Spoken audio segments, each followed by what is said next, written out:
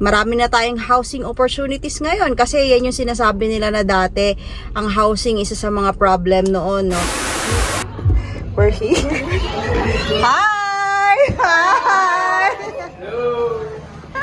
Hi guys! Welcome to Jilcan. 2-minute vlog before tayo mag-drive off to work at drive to work. So ngayon pinick up ko yung mga groceries for our center.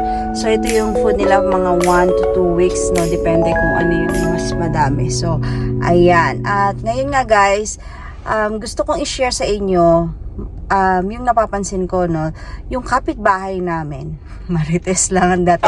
So yung kapitbahay namin parang mga 1 month ng tahimik. Kasi madali kong malaman kung nandyan sila dahil yung school nila ay sa tapat lang. Yun nga yung sa tabi ng bahay namin. Tapos yung mga anak, medyo sila yung mas maingay kaysa sa amin. Although maingay din kami dahil nga kay Celestia, pero maririnig mo talaga nagtatakbuhan, mga bata tumatambay dun sa hallway. Pero parang 1 month na wala. So inabangan namin, baka sabi namin bakasyon lang. Pero ngayon guys, it's the first day of school pero tahimik pa din ang aming kapitbahay. So ano kayang nangyari sa kanila, hindi namin alam. Tapos sa baba namin guys, yung pinakababa namin na nagtutuktok dahil pag tumatalon si Celestia o may hinagis na hulog, maingay, nagtutuktok sila sa amin, ay lumipat na sila ng bahay. So hindi ko alam kung lumipat sila dahil sa amin o dahil nakakuha sila ng ibang apartment na mas maganda siguro, or sa tingin nila mas accessible sa work nila. So hindi naman namin sila nakakausap. Pero ayun, so wala na kaming kapitbahay sa tabi, wala na rin kaming kapitbahay sa ilalim. Ano kaya ang mga nangyari guys? So ngayon nga ay kumukonti na nga ang mga international students na pinapasok ngayon dito sa Canada, kasama na rin yung mga temporary foreign workers na maraming umuwi, at hindi natin alam ano pa yung mga ibang case na nawala yung mga ibang temporary residents dito sa Canada. So dahil nga sa may mga deportations din na naganap. So hindi ko alam kung ano yung mga situation ngayon ng mga kapitbahay namin.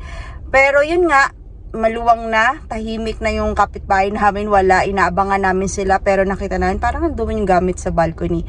So anyway, ito namang apartment na tinitirhan ng asawa ko, yung bahay na tinitirhan niya, sa isang room siya, hanggang ngayon ay bakante pa rin yung 2 bedrooms. So sa ngayon, siya pa lang yung nangungupahan doon, wala pa yung iba. Pero nung nandoon siya, before, meron isang international student din na naging na friend ng aking classmate dati. So ngayon ay bakante pa rin siya guys.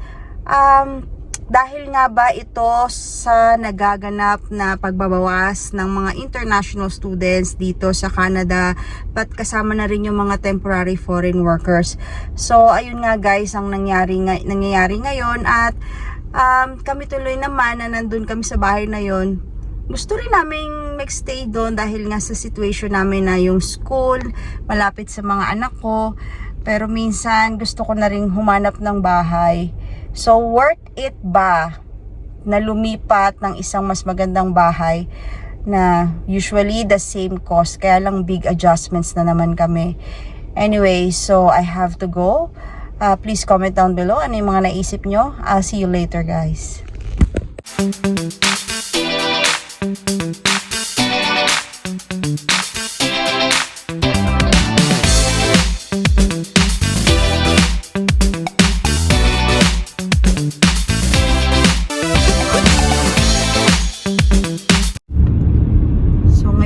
Nasa school zone tayo at laging minimum ang 30, ang speed natin minimum sa 30 lang. So bawal lumampas. Ayan, merong nagsasabi kung ilan yung speed limit ko. So kahit malapit ka na guys, hindi ka pa rin pwedeng umilis. Calculated talaga dito yung speed mo, tsaka yung arrival mo dahil sa speed. So ito nga, nakalagay dyan end playground zone, so magiging 40 na tayo. So dahil residential ito ay nasa 40 lang ang ating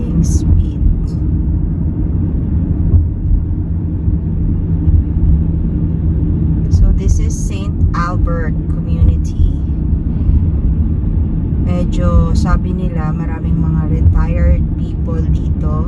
Mas marami din ang white dito sa community na to.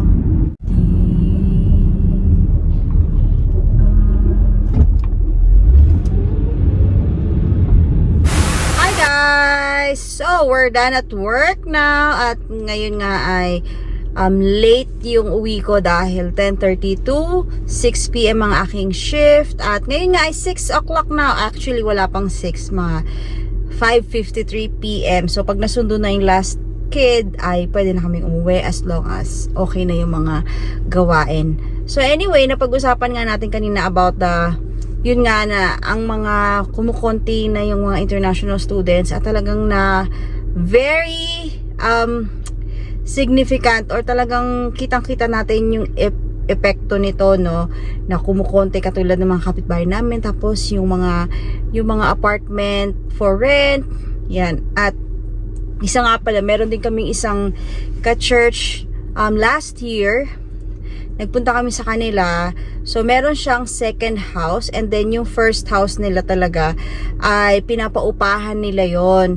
So, iba-ibang rooms yon. Ang target talaga nila is mga international students. But, last year, parang nagkakaroon na nga, nag-start na nga maghigpit last year. So, ang ginawa nila, na-feel na nila na parang hindi na nga magiging profitable or mahihirapan sila makakuha ng mga bagong magre-rent dun sa mga rooms na yun. So parang may 5 rooms yata yung buong bahay nila.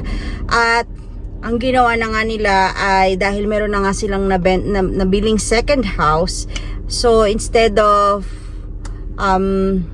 mag-depend pa sila sa mga parating na pwedeng mag-rent, ay bago pa mangyari ang lahat ay naibenta po nila ang kanilang bahay. So at least worry-free na sila na sa mga babayaran nun or kung ano man yung mga cost na expenses na pwedeng mag-incur doon sa house na yon. So yun nga guys, at ngayon nga nararamdaman na talagang kumukonti na nga yung mga immigrants or mga international students at mga temporary foreign workers. So dahil dyan, maganda rin guys na halimbawa nagre-rent kami ngayon, ang cost ng apartment namin is 1,900 per month including heat and water at yung ibang expenses hindi nakasama. So but the heat and water is part of that. So 3 bedroom po yung aming tirahan. Yun nga lang siya, nasa building siya at nasa parang 3rd floor kami, tas walang elevator, nakakapagod. Kaya, ayun, nung nakita ko itong isang house tour natin, ay maraming salamat muna pala sa aking classmate at sa kanyang husband, si Ces at si Mikmik. Maraming salamat sa pag-invite sa inyong celebration sa bahay, sa birthday ng kanilang anak. At ayun nga, ay nag-house tour kami, papakita ko sa inyo guys, abangan nyo. Nag-house tour kami doon. So, akala ko naman yung bahay na yun ay binili na nila. So, imagine, we are only, kakagraduate pa lang namin ng maging student dito. Nag-aantay kami ng PGWP namin. Akala ko naman, sa sobrang ganda ng bahay na yun, for a beginner na dito sa Canada, akala ko naman ay binili na nila yon. So hindi pala guys, so nagre-rent pa lang pala sila doon, and the cost is 2,200 including utilities. So yan, so maganda siya. At yun nga no, dahil dumadami yung mga bakante, marami tayong choices. Ibig sabihin yan, yung power of the consumers o yung mga magre-rent is mas malakas dahil mas marami tayong options. So iniisip namin mag-asawa kung gusto na rin namin lumipat, pero maybe hindi pa ngayon ang panahon dahil sa mga schooling ng mga anak namin. Ang hirap mag-asikaso ng mga ganyan dahil ang dami naming anak, dahil 4 yung schools nila ngayon. Merong isa merong isa na walking distance lang, yung para kay Celestia. Yung isa naman yung dating senior high school nila. At yung isa naman nasa senior high school pero ayaw niya dun sa isang school dahil may mas maganda siyang na-prefer. So doon siya. So 3 na. At yung dalawa na nasa parang transition school. So dahil nga ang situation ay they are 18 above, pero we cannot afford to bring them to college or universities here dahil syempre international student ang magiging costing nun para sa kanila. So dahil dyan, meron pang tinatawag na transition school for those na gustong mag-complete ng mga ibang courses na pwedeng, para kumbaga laderize siya into college or university. So yun guys, pag-usapan natin sa ibang vlog yan, pero for now, yun yung mga kinoconsider namin. Tsaka syempre, Calgary siya, ako nasa St. Albert, saan ba talaga tayo?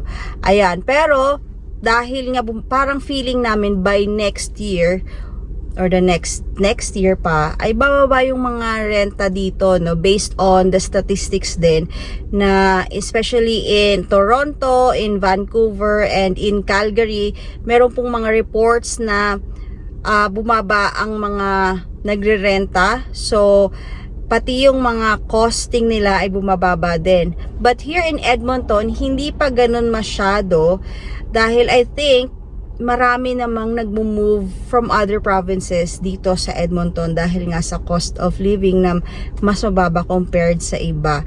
And also din yung mga PR pathways na meron dito.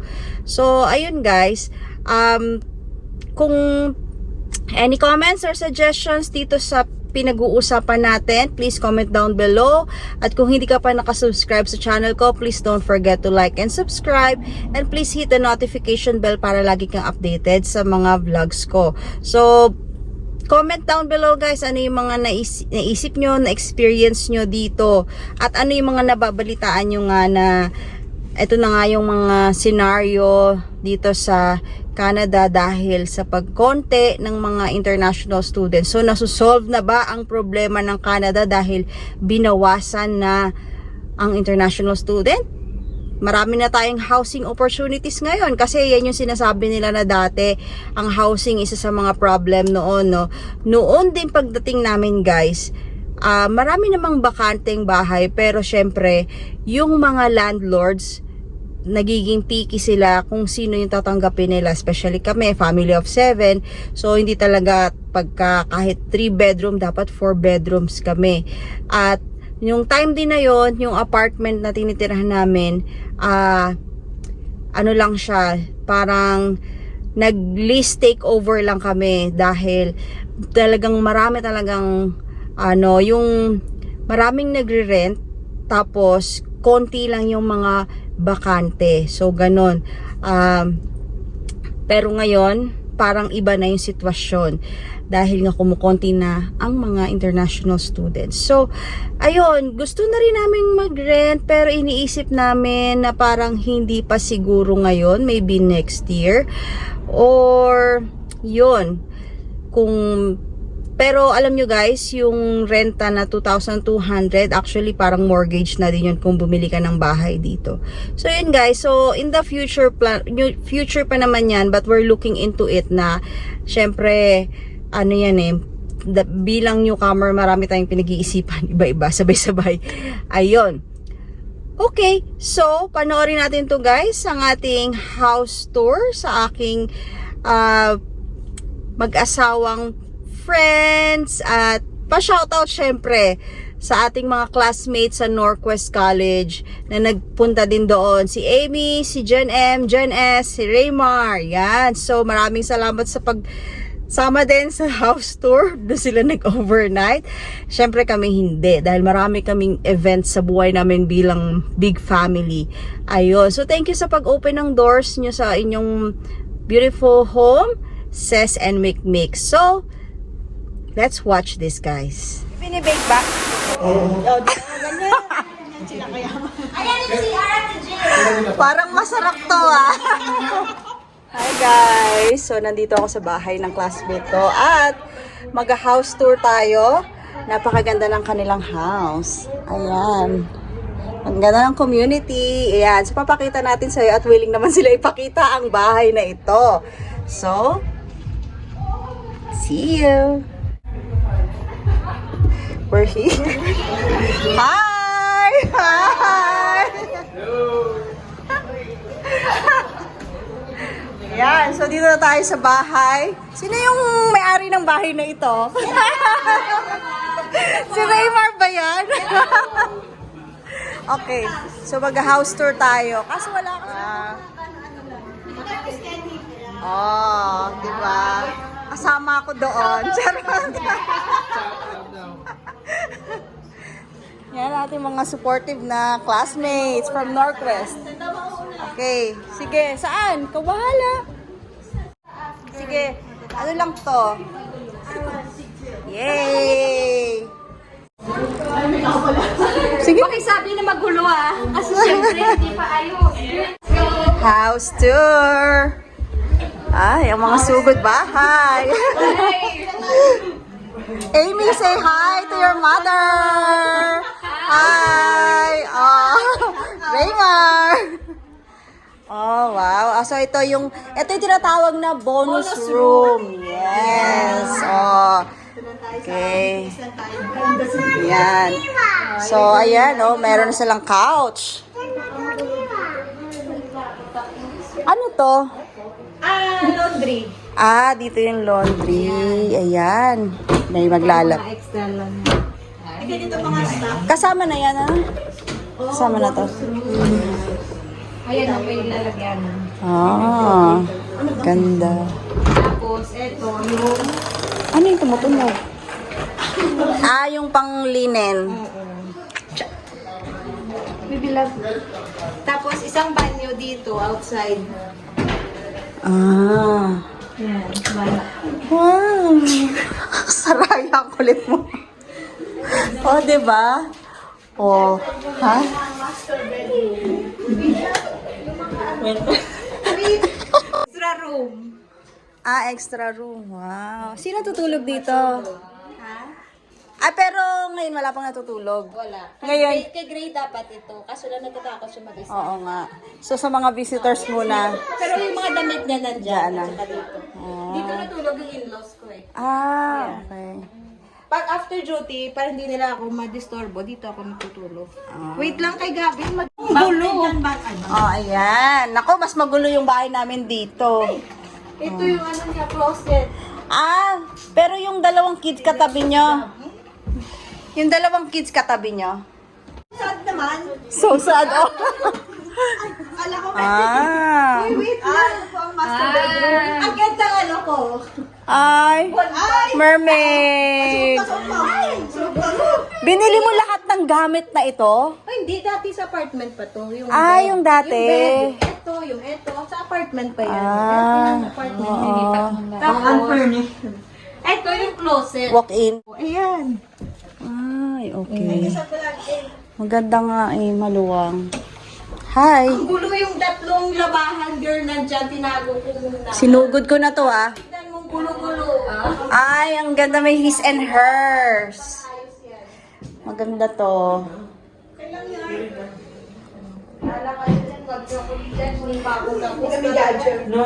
Sinong gusto magtimbang? Ay, bakit ko dyan, girl, Wala. Ito yung banyo, Makikitimbang ako. bedroom, may banyo. Ba't ayaw gumana? Fake. Ba't zero lang ako? 114 ako. Extra kitchen. Ayan, kitchen. Kitchen set. Wow. Tapos sa baba, ang gulo din. Ito, kitchen. Kitchen. Ang tawag dito ay open concept. And kasya yung ang kids. Ito kasama na to, no? Mga yan. Ang ganda ng oven. See? Beautiful. And the ref. Oh my God. Ha?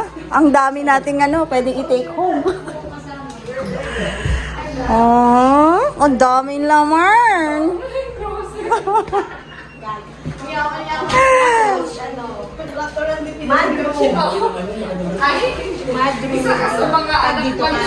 I-vlog ko to, Oo nga, nakakilala natin sa Canada, anak ng kontraktor. Ito daw yung may-ari, Tas parking nila yan sa Hindi ilalim. yan parking eh. Parang ginawa niya din ng tulugan. Etong kanina tong... Sa kabilang dito na yun sa kabila. bali open sa kanya. Walang barricade. Ganda oh. Ang sarap din ng may sarili kasi alam mo naman kami, tok tok tok. Okay. Ito yung basement. Ay, pantry pala to. What are you doing, Gab? Ah, Oh my God, Gabin. daming supply. Anong ginawa niya sa tissue? My God.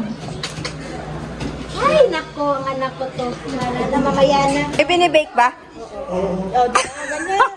Sila kaya. Ayan yung si Ate Jill. Parang masarap to ah. Taga-open pa. Tapos yung basement ito. Ay, gulo din. Gamit nyo nandito? Yes. Yung mga storage box. Pinahiram na to sa amin yung basement. Kasama. Pinahiram? Bakit? Kasi dito dapat kasama sa rent eh. Pero Ah. sabi ko, we have lots of storage boxes, winter tires and everything. Oo nga. And dito ko nilagay yung si Miss nilagay yung pet mo.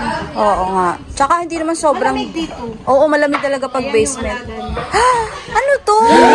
Alaga niya to? Nino? Nung may-ari? Talaga? Wow. Saraya, look! Uy, may alligator. Dito pala yung mga buhay, ha?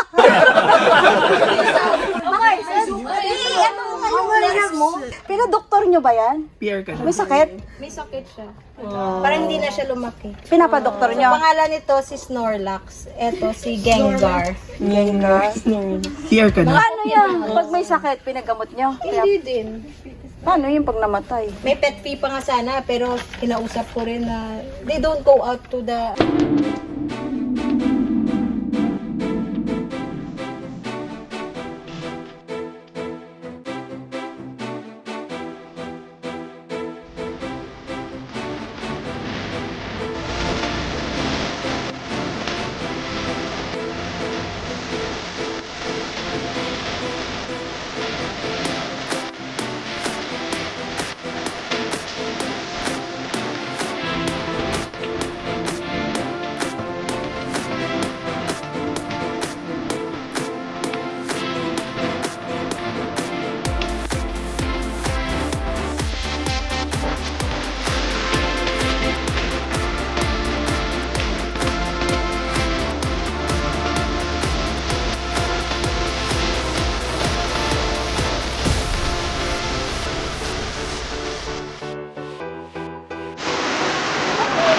Meron silang sasabihin sa inyo, guys. Nag-iisip sila. Pa-practice pa sila. Guys, meron silang sasabihin sa inyo. Ito na, ready na ba kayo? Yes! No bashing! It's for fun! Thank you!